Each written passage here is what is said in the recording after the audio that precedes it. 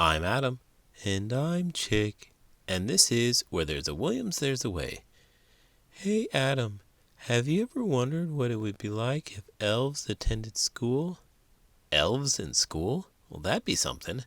I imagine their math class would be solving equations before the teacher even finishes writing them. Right? And in art class, they'd probably make the most intricate crafts and leaves and twigs. And field day, they'd probably win every race without breaking a sweat, zipping around like little bolts of lightning. True. And imagine their science fair projects, miniature magical ecosystems or potions that fizz and glow. In today's book, Shmelf is one of Santa's most important elves. He's part of the list-checking department, and he makes sure all the good boys and girls get their presents. Shmelf takes a journey from the North Pole and discovers all the joys of Hanukkah. Let's get started.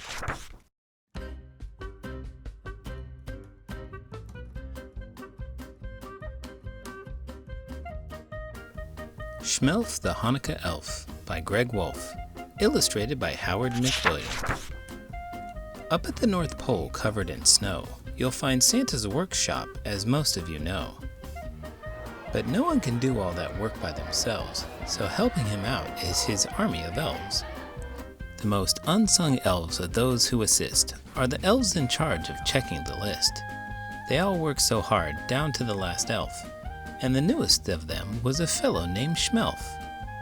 Shmelf didn't spend time playing merry elf games, but sat in his cubicle staring at names. His job was to check through Santa's list twice, to see whether kids had been naughty or nice. Shmelf loved what he did, but as Christmas drew near, he looked at his list and he cried out, "Oh dear!" He'd found many children who had been quite good, but would not receive presents, though it seemed that they should. He ran like a flash to see the head elf, who smiled and said, Now, calm yourself, Shmelf. Of course you don't know since you're still quite newish, but the kids on this list are actually Jewish. They don't celebrate Christmas, but that's fine, you see. They celebrate Hanukkah, their own jubilee. It won't be dear Santa who brings them a gift, but their mommies and daddies. Do you get my drift? Shmelf returned to his desk. His mind was quite shaken. Kids with no Christmas? He must be mistaken. Can you imagine if we worked in Santa's workshop? Oh, that'd be quite the adventure. I bet you'd make an excellent toy designer. Totally. I'd design the most awesome hippo-shaped toys ever. What about you, Adam? Teaching elf kids their ABCs?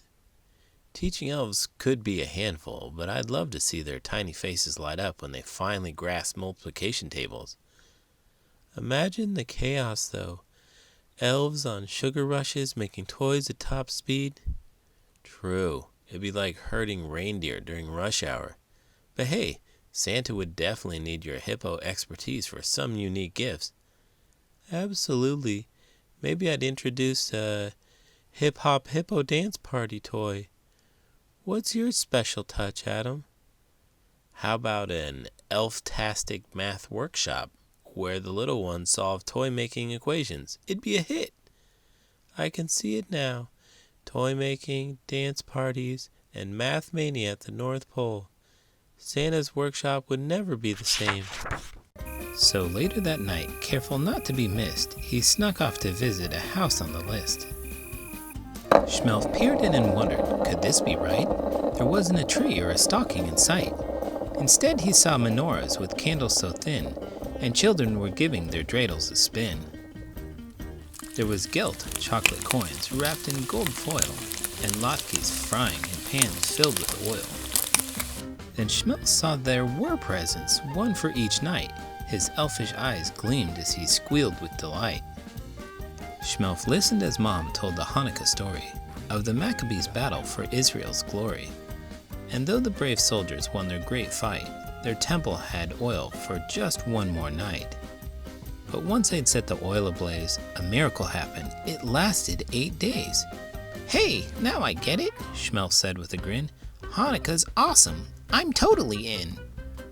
He raced back north and went straight to the boss, the big man himself, good old Santa Claus. Shmelf explained his discovery this holiday grand, and when he was done, Santa held up his hand. Good, Shmelf. chuckled Santa. "It fills me with joy to see how you care for Jewish girls and boys. It shows me that you're much more than a clerk, and so I will task you with this special work." Have you ever wondered what Hanukkah would be like if hippos celebrated it? That's kind of a weird thing to wonder. I imagine instead of lighting candles, they might have a giant floating menorah made of lily pads in a hippo pond. And instead of spinning a dreidel, they could have a massive spinning top that splashes water everywhere. I wonder what they'd eat for the traditional foods. Maybe hummus made of mashed watermelons?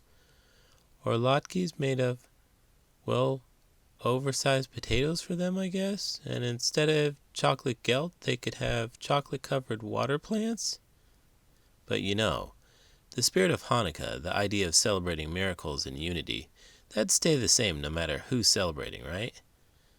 And traditions wouldn't really change just because they're being celebrated by hippos. Hanukkah is a time for family and song. For joy and tradition, it's where you belong. I've decided, at Hanukkah you'll travel the world, bringing magic and joy to each boy and each girl. Santa gave Shmelf clothes of white and blue, the colors of Hanukkah, that much Shmelf knew, and a sleigh that could soar straight through the air, with a Jewish reindeer by the name of Asher. Now you good Jewish kids, for 8 nights in December, Shmelf will come visit, some years in November. He'll make sure your latkes are crisp and thin, your menorahs burn brighter, and your dreidels warmer. If there's one special gift you'd like this year, tell Shmelf. He'll whisper in Mom's or Dad's ear. He'll do what he can to nudge them that way, in hopes that the present brings cheers of hooray! To reward Shmelf and Asher for all their goodwill, you can leave out some gelt and a nice kosher dill. What a magical Hanukkah, you'll think to yourself. See you next year, Shmelf the Hanukkah Elf. Imagine if we had to step in for Santa Claus this year. Can you picture us dashing through the snow?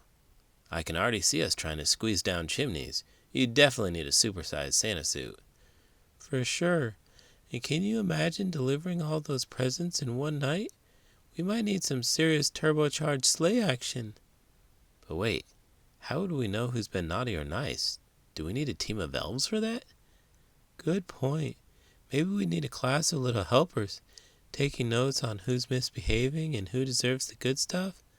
But seriously, the logistics of that toy delivery operation? Woo! No kidding. But hey, the best part would be spreading that holiday cheer, seeing the smiles on kids' faces. Priceless. Well, the point is for the kids not to see you. It's a tough job, but someone's got to keep that festive spirit alive. Maybe Santa wouldn't mind us filling in for a night. What would spread cheer for me is if you give this video a thumbs up and subscribe to the channel. I'm Adam, and I'm Chick, and this is Where There's a Williams, There's a Way. Did you know, although it's typically the kids who come up with the name for their elf on the shelf when they adopt them, the creator, Carol Abersold, was the one to name the first ever elf on the shelf, not her twin girls, and she called him Fizbee.